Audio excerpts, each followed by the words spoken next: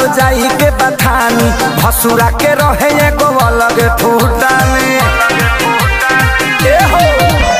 सास ससुर हता लो जाई के बथानी भसुरा के रहे एगो अलग फूटानी। के करा से भी पता कही करम कलछुल से दागल बा।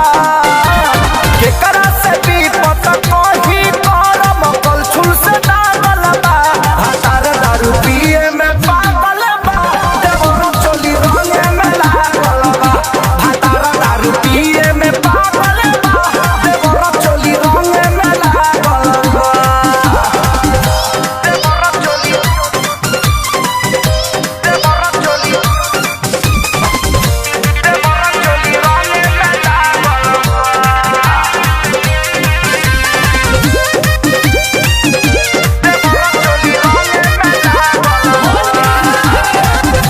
नैहर में देखले नहीं रही ऐसन खेला।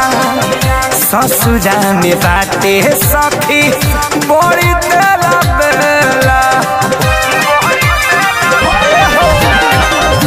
नैहर में देखले नहीं रही ऐसन खेला। ससुरा में बाटे सखी बड़ी तेला बेला। होली में हमारी जतिया सखी खूटी पटावल बा। होली में हमारी जतिया सखी खूटी पटावल बा।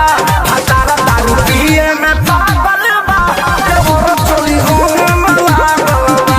हतार दारू पिए में पागल बा देवरो चोली रंगे में लागल बा।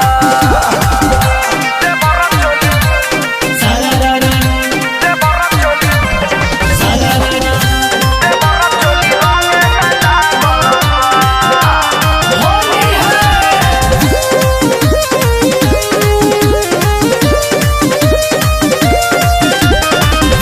कुछु ना बुझाला सखी हंसी की रोई। बुझे वाला तू खैहा बात नहीं कोई।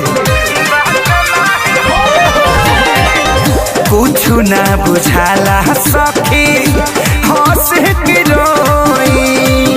बुझे वाला तू खैहा